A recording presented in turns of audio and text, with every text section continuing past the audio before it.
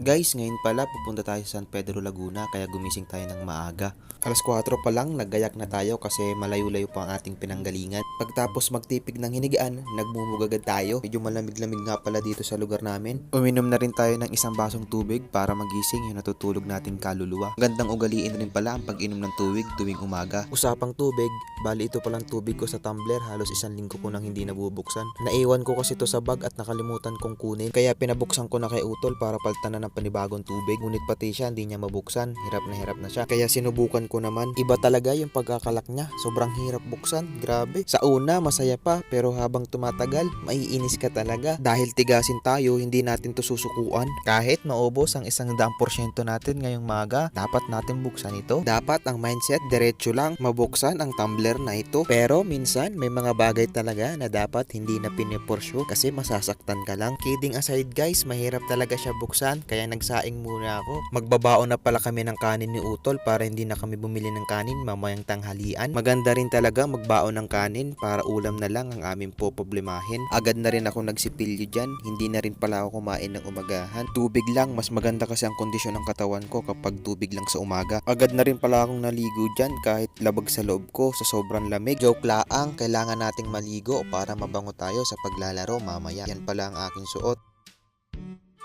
Ayan, ready na tayo guys. Bale, ito pala ang ating mga belonging guys. Ang dala pala natin guys is 2 bag. Bale, ang laman lang naman yan is pamalit, tubig, bola, at saka yung kanin natin. At dala rin natin guys, of course, yung dasal natin lagi sa itaas. Nasa biyahe na pala kami nito. Yun guys, after 2 hours of biyahe, nakarating na rin tayo dito sa San Pedro Sports Complex dito sa Laguna. Dito pala tayo maglalaro ng sepak takraw. First time ko palang makapasok at makapaglaro dito. Malawak at maganda rin ang loob niya guys. Nakakatuwa at nakakaantig lang ng puso guys kasi sobrang daming players ang nag-participate at pumunta. Itong event na to guys is 3rd Jagas Cup sa San Pedro City, Laguna. Open Tournament Sepak Takraw 2023. Bakan bago matapos ang taon guys. First time pala natin guys na sumali sa ganitong open tournament kaya malaki ang aking pasasalamat sa team ko, Team Last Man Bite, sa pagkuha sa akin bilang setter nila. Maraming Sepak Takraw clubs ang nakalahok na galing pa sa iba't ibang lugar kaya excited ako kasi maraming mahuhusay na Sepak Takraw players ang mapapanood at makikita natin dito. Ito pala ang unang laban namin.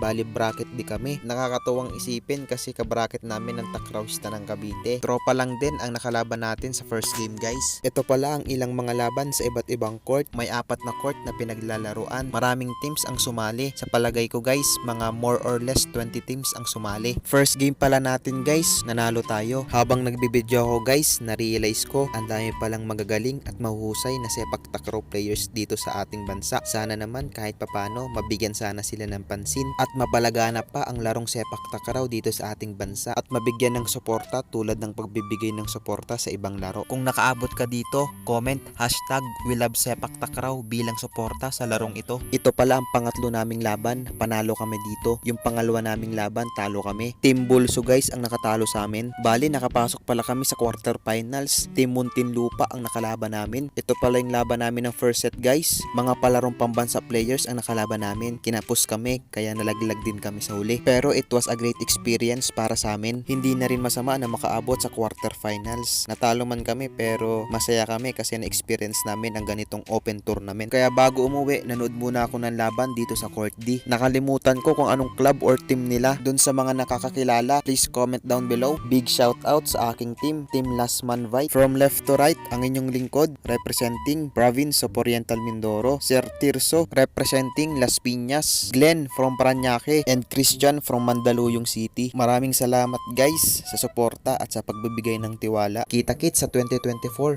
Tuloy-tuloy pa rin mga kasipa. Nakauwi na rin pala tayo dito guys. Yun lang, maraming salamat at sa susunod nating pagkikita. Paalam!